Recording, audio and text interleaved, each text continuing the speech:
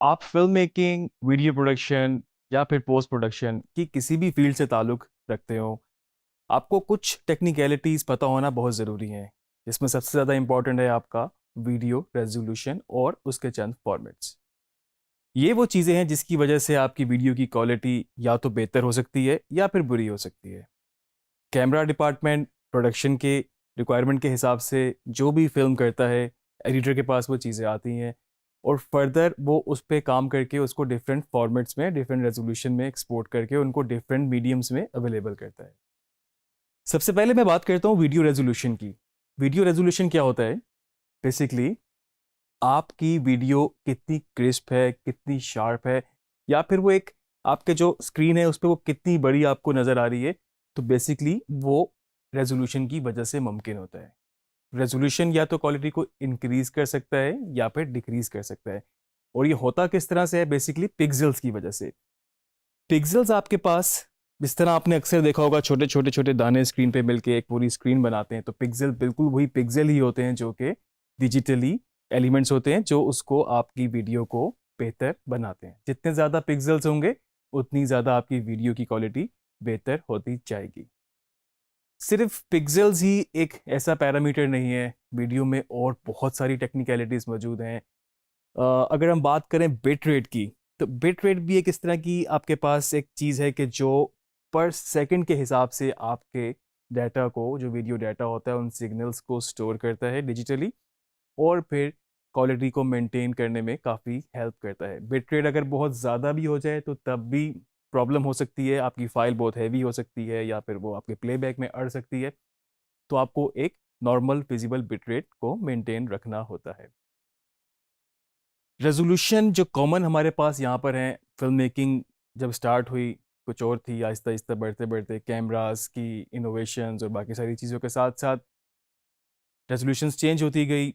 Standard definition हमारे पास होती थी सबसे पहले, जो होती थी 720 इंटू 480। तो 720 इंटू 480 का मतलब क्या है? 720 पिक्सल्स जो कि उसकी विड्थ है और 480 उसकी जो हाइट है। तो उन दोनों को, उन पिक्सल्स को जब मल्टीप्लाई करते हैं तो आपके पास एक स्टैंडर्ड डेफिनेशन वीडियो रेजोल्यूशन आती है। उसके बाद डीवी पैल इसके साथ, जो कि आपका बहुत अरसे तक टीवी ब्रॉडकास्ट प्रोडक्शन का फॉर्मेट रहा। जो टीवी पे जितनी भी प्रोडक्शन होती थी वो डीवी पैल पे रिकॉर्ड होती थी। उसकी रेजोल्यूशन 720 इंटू 576 थी, अगेन 720 इंटू 576 पिक्सल्स जो डायमेंशन इसकी होती है, और इसी क्वालिटी को वो बनाती थी। डेफिनेशन बढ़ती चली गई, आपके पास एच डीज आ गए। आप कहीं पर भी एच डी सुनते हैं तो आपको पता होता है कि इसकी जो रेजोल्यूशन है वो 1920 इंटू 1080 है। और इसी तरह से अगर हम आगे जाएं फिर 2K 2048 इंटू 1080, 4K में आपके पास 3840 इंटू 2160। तो ये सारी रेजोल्यूशन जो है बेसिकली आपकी क्वालिटी को इन्हेंस करती रहती है। ये जो इमेज आप इस वक्त देख रहे हैं स्क्रीन पर, ये आपको बहुत बेहतर तरीके से समझा सकता है कि किस तरह से रेजोल्यूशन काम करती है और कितना डिफरेंस होता है एक स्टैंडर्ड रेजोल्यूशन के बाद मल्टीपल रेजोल्यूशंस में। इसके बाद मैं अगर बात करूं कुछ वीडियो फॉर्मेट्स की, तो फॉर्मेट्स बेसिकली क्या काम करते हैं कि आपका जो डाटा प्रोडक्शन में जिस तरह से भी फिल्म हुआ होता है उनको डिजिटली स्टोर करने के लिए आपके कंप्यूटर में, आपकी हार्ड ड्राइव में आपको डिफरेंट फॉर्मेट्स रिक्वायर होते हैं। तो इन्हीं फॉर्मेट्स की वजह से वो जो इतनी बड़ी वीडियो होती है, ख्वाह वो टेप पर हो या वो एसडी कार्ड पर हो या वो किसी और भी प्लेटफॉर्म पर हो, तो वो आपकी डिफरेंट फॉर्मेट्स में स्टोर होती है। आपका ब्रॉडकास्ट फॉर्मेट डिफरेंट हो सकता है, आपका डिजिटल का फॉर्मेट डिफरेंट हो सकता है, या फिर सेम फॉर्मेट में रहते हुए आप डिफरेंट कंप्रेशंस यूज़ कर सकते हैं। मिसाल के तौर पे कंप्रेशंस की अगर मैं बात कर रहा हूँ इस वक्त, तो आप देख सकते हैं कि अगर आपके पास एक फाइल है जिसकी रेजोल्यूशन है 1920 इंटू 1080 और ये एक एच डी रेजोल्यूशन में आपके पास फाइल है, अब अगर आप इस पे फर्दर कंप्रेशन यूज़ करते हैं, आप इसको कम कर सकते हैं। आप इसी फाइल को 480 इंटू 360 बना सकते हैं। मे बी आपने सिर्फ इसको व्हाट्सएप वर्जन प्रीव्यू के लिए बनाना हो, तो आप बेसिकली क्या कर रहे हैं, इसको मज़ीद कंप्रेस कर रहे हैं या फिर आप इसको डिकोड कर रहे हैं। जब ये कंप्रेशंस काम करते हैं तो आपके पास डिफरेंट फाइल एक्सटेंशंस आ जाती हैं। मिसाल के तौर पे आपने अक्सर अपनी कोई वीडियो फाइल के आगे देखा होगा .mp4 या .mov या .avi। तो ये फर्दर आपके पास डिफरेंट एक्सटेंशंस हैं जो कि कंप्रेशंस को रिप्रेजेंट करती हैं।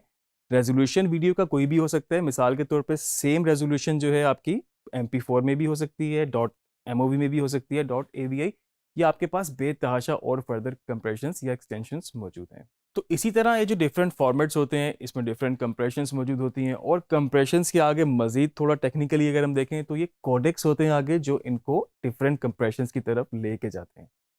आपकी वीडियो को कंप्रेस करने के लिए या फिर उसको डीकम्प्रेस करने के लिए ये कोडेक्स इस्तेमाल किए जाते हैं, और ये कोडेक्स ही बेसिकली आपकी वीडियो के अंदर इसको एनकोड या डिकोड करके आपके पास आपका जो डिज़ायर्ड आउटपुट आपको चाहिए होती है उसके हिसाब से उसको बनाते हैं। इसके बाद मैं अगर बात करूं फ्रेम रेट, बहुत इंपॉर्टेंट चीज़। और आजकल आपने देखा होगा स्लो मोशंस वगैरह, कुछ स्लो मोशंस आपको बड़े अल्ट्रा स्लो मो उनको कहा जाता है, या फिर उनमें काफ़ी ज़्यादा डेप्थ होती है, काफ़ी ज़्यादा डिटेल्ड होती है। तो बेसिकली ये सारी चीज़ जो मेंटेन करती है ये फ्रेम रेट करता है। तो वीडियो का फ्रेम रेट क्या होता है? फ्रेम रेट बेसिकली एक फ्रीक्वेंसी है इमेजेस की, कि आपकी कंसेक्यूटिव इमेजेस जो रिकॉर्ड हो रही हैं वो कितनी फ्रीक्वेंसी में रिकॉर्ड हो रही है। ये नॉर्मली पर सेकंड के हिसाब से कैलकुलेट होता है। जो स्टैंडर्ड हमारे पास ब्रॉडकास्ट का फॉर्मेट है वो 25 फ्रेम पर सेकंड है। आपने अक्सर वीडियो जो आप रिकॉर्ड करके देखी होगी उसके ऊपर 25 FPS लिखा आ रहा होगा, या मे बी 24 लिखा आ रहा होगा। तो 25 FPS का मतलब ये है 25 फ्रेम पर सेकंड, और इसका मतलब ये है कि आपके पास एक सेकंड के अंदर 25 इमेजेस मौजूद हैं, जो कि कंबाइन करके आपको एक सेकंड की वीडियो दिखा रही हैं। तो आप सोच सकते हैं कि अगर एक सेकंड के अंदर 25 की जगह ये 60 हो जाए, या 60 की जगह ये 120 इमेज हो जाए, तो आप सोच सकते हैं सेकंड वही है, ड्यूरेशन वही है, आपके पास टाइम वही है, लेकिन इमेजेस बढ़ गई हैं, तो आपके पास अंदर की डिटेल बहुत ज़्यादा हो गई है। तो आप जब एक सेकेंड जिसके अंदर 120 फ्रेम्स हैं, 120 इमेजेस हैं, जब आप उसको स्लो मोशन करेंगे तो आपके पास ज़्यादा स्मूथ स्लो मोशन होगा, क्योंकि आपके पास एक शॉट एक इमेज से दूसरी इमेज में जाने के लिए डिटेल ज़्यादा मौजूद है। स्लो मोशन के लिए, ये अल्ट्रा स्लोमो के लिए आपके पास फ्रेम जो स्टैंडर्ड मैंने बताया, अगर 25 है या 24 है, तो उससे मतलब आप समझ लें कि आपके पास 1000 फ्रेम तक भी कैमरास मौजूद हैं, जो कि अल्ट्रा स्लोमो आपको दिखाते हैं। 600 फ्रेम, 800 फ्रेम बड़ा कॉमनली इसको वो रिकॉर्ड कर रहे होते हैं। ख़ास तौर पे स्पोर्ट्स ब्रॉडकास्ट में जब आप देखते हैं कि कोई चीज़ बिल्कुल आपको स्लोमो में दिखाते हैं, तो वो बेसिकली अल्ट्रा स्लोमो कैमरास उनको रिकॉर्ड कर रहे होते हैं। ये तो थी कुछ basic basic technicalities video resolution, formats, compressions के हवाले से। मुझे यकीन है कि आप लोग इससे थोड़ा कंफ्यूज ज़रूर होंगे, क्योंकि ये बहुत ज़्यादा कॉम्प्लिकेटेड है। और कॉम्प्लिकेटेड से मेरा मतलब ये है कि रेजोल्यूशंस बहुत सारी मौजूद हैं, कंप्रेशंस बहुत सारे मौजूद हैं, फॉर्मेट्स बेतहाशा हैं। आपके पास डिफरेंट कैमरास के अंदर डिफरेंट फॉर्मेट्स हो सकते हैं, डिफरेंट रिकॉर्डिंग डिवाइसेस के अंदर हो सकते हैं, फिर एडिटिंग के बाद भी उनको कन्वर्ट करने के लिए भी आपके पास बेतहाशा ऑप्शंस मौजूद हो सकती हैं।